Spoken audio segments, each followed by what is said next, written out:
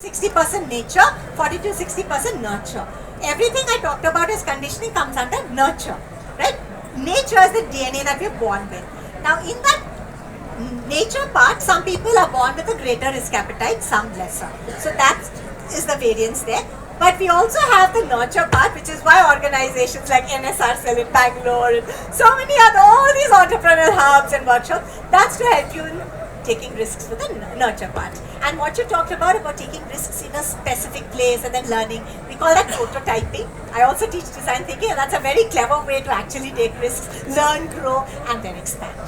Yeah? Good luck to you. Yeah, just beside you. So as ma'am, we know that in this place, the EQ is quite high.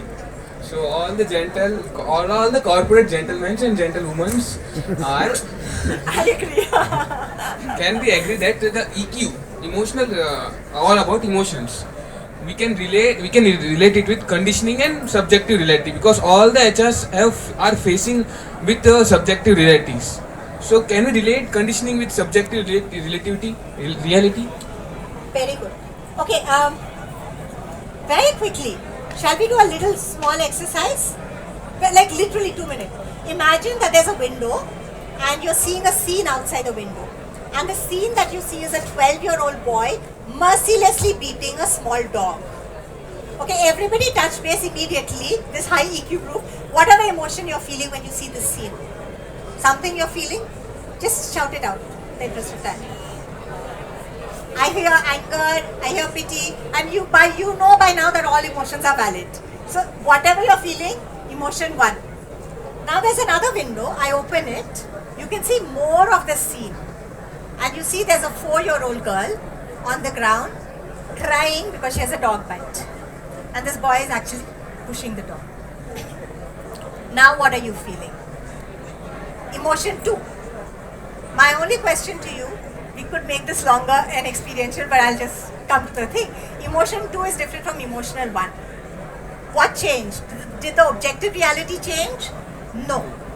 Did the subjective reality change? Yes. And that depended on awareness, perspective, information. So the answer to your question is our perception or subjective reality or the stories we tell ourselves in our head are related to our emotions, will create our emotions. It's also two-way. There's something, just look this up, there's something called broaden and build theory in psychology, which means when I'm happy, my lens of awareness is broader and my brain is making different kinds of connections. When I'm afraid or angry, reptilian brain is under control, it's like this. Imagine that imagine both of us are in the caveman style, and I've seen tiger footprints and I'm running. But you've seen the rainbow, and you're saying, Ramya, look at the rainbow. What will I do? Right? So it's like, even if someone shows you, it becomes even more narrow. So our emotions will affect these windows of awareness through which our subjective reality will change. Right? So it's a chicken and egg thing. So in working with our inner worlds, we can start at the emotional level, we can start at the sense-making level. I say start at both. Because as a coach, I know we started with emotions, how are you feeling today, what are you feeling, and we'll do that. As a professor, I start with, let's understand your mind, how you're thinking, what's the perception, you can do. Yeah? Okay. Thank you. Last question, sure. You were talking about a layer of fat between the neurons, On those connections. and all of us have developed either because of beatings or appreciation in the school. How we can remove that fat now? Yeah. The second time, great question, and thanks for asking. Neurons that fire together, wire together. Neurons that no longer fire together, no longer wire together. So we have to break the patterns. That said, we have to break it long enough for the brain to realize this is not true. So, which is why what we can do is a reprogramming. So for example, in my book, the first few exercises are about breaking free of whatever we've been taught and programmed as success. We can stop there. If I was J. Krishnamurti, he would say stop there. In my own life, I tried stopping there. I said, I don't need these labels of success and failure. I'm fine because it is just labels.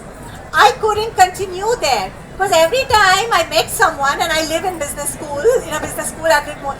People are using the word success, and it's getting reprogrammed again.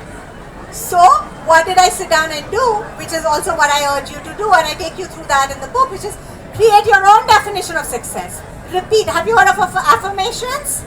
They work when you use it this way. So now my brain has my definition of success, and I've changed that. Same with the work, with even all of these in the book. There are 2 steps: the deprogramming and the reprogramming. I highly recommend the reprogramming out of choice. Some philosophers might disagree, but if you want to work in the world of business and work where you're constantly interacting with people, I would say please reprogram. If you're going to go and sit in Vipassana for a long time and sit in Himalayas, you can go with the unconditioned mind. You'll be safe in the Himalayas. You won't be safe here. Somebody else will program you.